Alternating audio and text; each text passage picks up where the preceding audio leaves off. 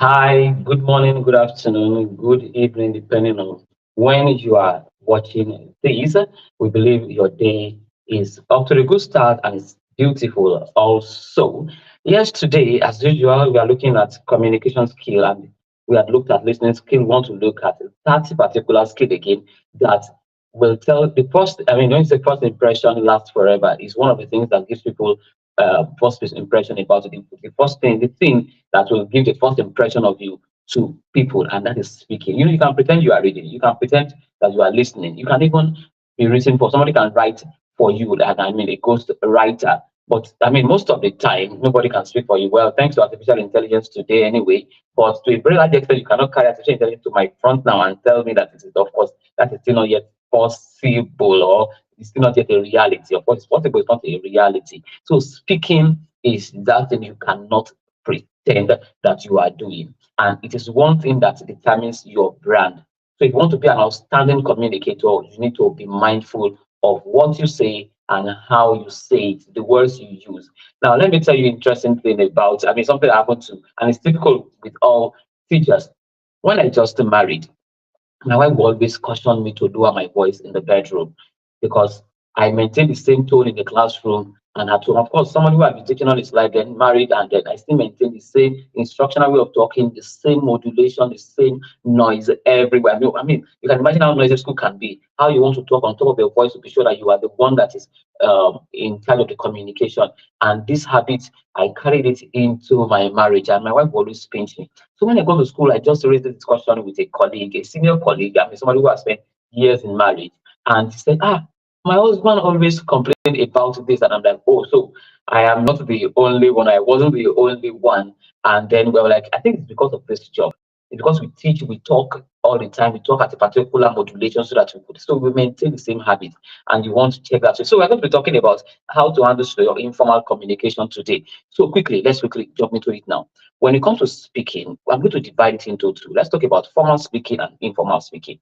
I've said it, communication should be that unique brand for you as a teacher that is even bringing extra money for you. And one of the things you can do that can bring extra money for you is speaking in programs. I listened to, I think, the Olushola, and he said, I don't speak for free. That is it. I don't speak for free. Two, you need to just pay me for what I am saying. But will people pay you if you don't really have the right way of speaking? So that is formal anyway. So let's look at formal speaking. How do you prepare yourself? And then I also want you to do research on this.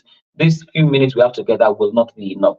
Quickly, when you're invited to speak formally, make sure these three things do not leave you. Don't forget, write them down and follow it through. The first one is prepare and structure your thought.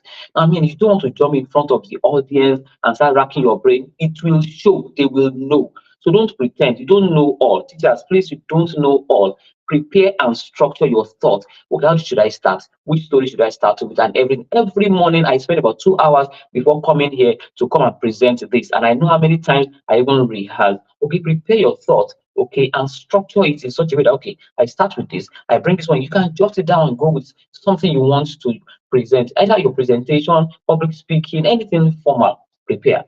Secondly, maintain professional tone, language, and even body language. Okay, be sure that your tone is the right tone for the atmosphere. You are not talking to them as your student, remember, okay, except where you are going to do student speech anyway. But in this particular context now, make sure you maintain professional tone. Okay, you don't use slangs, you guys, all those language that people use. Okay, your expression should not be too casual. Maintain that official professional tone. And finally, engage your audience. I trust you're a teacher, you're a good storyteller. Use story, use example, use analogy. Listen to them, ask questions, okay? And when you see that they're not ready to respond to you, listen to them and speak to them, engage them with stories. Okay, so don't forget those three. Then let's quickly go to informal. Informal. Please, we speak there too, and that is where we most of the time get our business. Is when people listen to, oh, this guy is very great, right? Okay, I think I can bring him up. He can handle this particular part for me. He can come and talk to my students. He can come and talk to my teachers. No, come on. I can bring him to my home to come and teach my children. So it is your informal interaction that brings all this opportunity. How do you handle it? What are the things, some habits? One is anytime you are talking to people, be sure you're not talking out of turn. So there is a social cue when you are talking that will make you to know that it's your turn to respond. Okay, be sure you are conscious of this. Don't interrupt, which is the second one. Is for like the first one, avoid interruption. When some people are having some discussion and you are not invited, do not interrupt them and don't change the topic. Once you know that okay, you are not invited, move away. If you know that okay, when you contribute, okay, you is allowed, fine. Know that. So understand those social cues. Don't be carried away by your biology, agric, and the rest. Okay, learn this basic habit. First one, don't forget, do not talk out of turn, do not interrupt. The second one, the third one, I've said it before, use the right voice modulation. Please know when you are in the classroom, know when you are in the office with your boss, know when you are with your mates in the your colleagues rather in the staff room. Classroom staff room voice should be different. Okay. I mean, you're not shouting in the staff room like you're shouting in the classroom, okay? You're not shouting at home. Then know when you're at home too. When you are talking to friends in their own offices too, be sure that your voice is just for the right and for the atmosphere. Your voice is the right voice for the atmosphere. And then finally, teachers. I mean, this one is specifically for teachers this morning, or any other professionals too. Anyway, remember that not everybody is your student. So when you are talking, all this, do you understand? Are you listening to me? You know, those your please be sure that you don't use it on everybody. Not everybody is your student. You're having a community meeting, and because you're a teacher, you want to prove it. And we know. We see you all in the morning. You talk in your shirt and you go to work. We know. So calm down. So don't forget, informally, avoid talking out of turns, avoid interrupting, use the right voice modulation. I'm really particular about this. Okay. And then remember that not everybody is your student. So let's take our words of affirmation. Now, before we do that, you want to find out which habits you want to control out of this. Either talking out of turns, using too much of a loud voice everywhere. I mean, we know that it is Mr. Olasunkanmi that is talking because he's always loud. I mean, not in the classroom. Somebody's passing by your window at home, you know that that is in the house. Okay, you want to just be careful. So maybe you want to find out now which habit. Maybe you are proud to say it. You are not ashamed rather to say it. You can drop it in the comment section which habits you want to avoid or you want to work on. So let's take our words of affirmation quickly. Say it after me. I am a versatile and intentional speaker. My words reflect respect. My words reflect confidence. My words create good connection, no matter the setting. I speak to my own advantage. My words bring greatness to me. People who listen to me are always happy. You want to repeat that? I am a versatile and intentional speaker.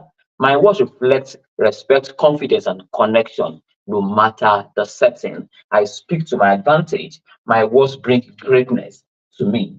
People who listen to me are always happy. Do not forget as we go today, it is not just the words that you speak, but how you use the word. Master the art of formal speaking and informal speaking. This will strengthen your connection, will elevate your influence, and it will even inspire trust in you. Thank you so much for joining this morning. I'm really encouraged you. Thank you for sharing. Thank you for commenting. Thank you for even giving me feedback privately. I appreciate it. Till we see you again tomorrow morning. Thank you for being a teacher, and I mean it. You are highly celebrated. See you tomorrow.